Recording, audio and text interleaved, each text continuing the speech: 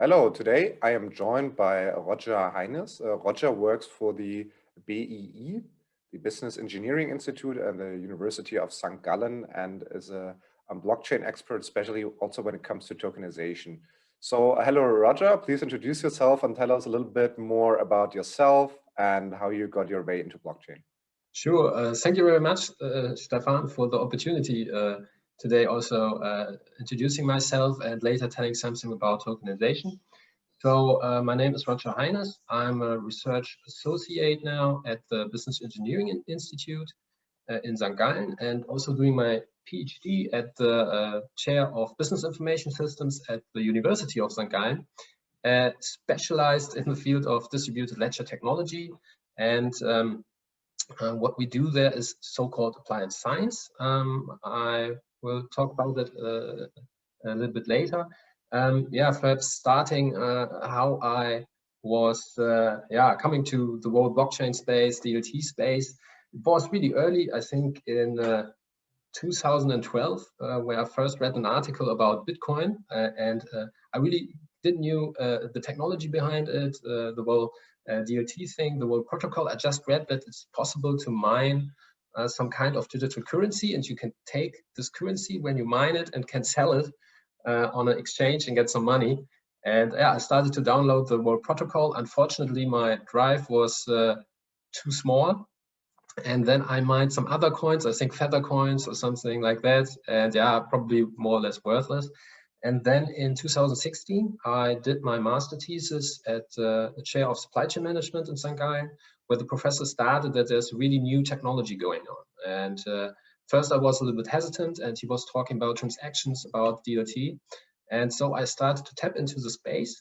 And after a short let's say 1 or 2 years in the consultancy, I returned to the university doing my PhD now in this field. And what we do specifically is that we work together with financial institutes and the financial industry, where we do like applied science workshops. And all the topic around distributed ledger technology is very practice oriented. So we do a lot of use cases, deep dives into trade finance, for instance, into processual changes through DLT. We implement prototypes using Corda, for instance, for the rental process when you want to pick up credit loans. And one specific case, of course, is the tokenization of assets. And tokenization is at the moment, I think, a really high buzzwords in the financial industry, but it's totally justified because it's let's say the colloquially of the capabilities of DLT, transfer of ownership. And what we want to do there together with the financial industry is to build some kind of reference architecture. How can you implement it in terms of an ecosystem, in terms of the network? And so that's a little bit the story behind it. What we do at the moment is not just talking about digitizing bankable assets using blockchain or DLT for shares, for bonds.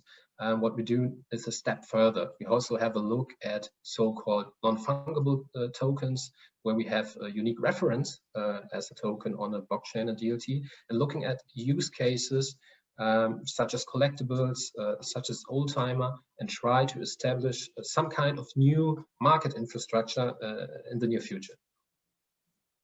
Okay, so that was a pretty broad introduction already. Maybe you can go a little bit more into the Business Engineering Institute and what you guys do, maybe not only with a focus on blockchain, and then we can talk a little bit more about tokenization afterwards. Yeah, sure. So we at the Business Engineering Institute, we are some kind of consultancy who we're using like applied methods from research, also doing consultancy services for other clients. And apart from that, we are in total like 4 PhDs working on some very interesting topics. For instance, we have Chris, he's doing platform ecosystems, having a look how financial actors in the financial industry can build new services and business models in a cooperational or collaborational interaction. And then we have Katerina. She's doing transformation and agility in the financial industry. And another technical topic would be artificial intelligence. It's led by Christian. And apart from that, we have also consultants where we try to use these kinds of methods, which we developed in the Applied Research Consortium, to use it as a product or services for the financial industry. For instance, we have so-called reference models, which we're using to analyze certain processes, to analyze the user experience of customer journeys between banks and their clients. And we also have methods to model, for instance, also the core banking systems, to give evaluations around that, and also to give guidelines. And this is the transfer we're also doing with tokenization at the moment. We are, for instance, working together with Swiss exchanges and also crypto banks to somehow get a glimpse on that, not only how to technically implement it using, for instance, private blockchains such as Quarter, building some kind of native token, but also having a glimpse on public blockchains like Ethereum, using ERC20 functionality, for instance, and building or representing a financial contract on that, and try to establish some kind of digital platform for the automation and execution of such contracts. And mostly we do strategic concepts in this area, how we can create, for instance, ecosystem with the different actors like custodians for the private key management. Then we have the asset tokenizer, and of course establish like the interaction between these actors. And we are a network company, business engineering. That means that we have a big network. We're working together at the forefront, especially when it comes to blockchain and distributed ledger technology, and also do so-called prototyping. So what we did in the recent years was also to implement, for instance, processes like the rental process, or also representing token in this kind of area to gain knowledge, for instance, which technology is better, or how to establish some kind of networks. And for me, tokenization is, I think, the way to go in the near future. We talked a lot about assets. We talked about ICOs in the beginning, about STOs, and what we see now is that the market infrastructure is established for transferring the ownership of bankable assets. And the interesting thing in the near future will be that we use also tokens for anything in the world. And especially if you have a glimpse at the research right now, it's really, really immature, because there is not much reports or scientific evidence for this kind of research, for this new phenomenon. And I think this is also one task of my work, to have a research perspective on this actual developments. And I think it will get really interesting when we step into this so-called token economy, hopefully one day, where everything is tokenized and decentralized on platforms in a specific way. We can trade everything. And I think the shift towards this kind of token economy is already in progress. Also, it's already working out, as we see in Switzerland as well in Germany, that regulatory frameworks are established in this kind of technology. And this is, I think, the main driver and motivation behind that. And of course, we're really interesting, the open source community. That's also really special when it comes to blockchain technology. Okay, really interesting. And I have to say, I like the, let's say, structured, scientific, and also process view that you guys have. So it's not only about use cases, but I would say from a pretty pragmatic standpoint as well. And now you've mentioned a lot of different tokenization, let's say, applications or use cases.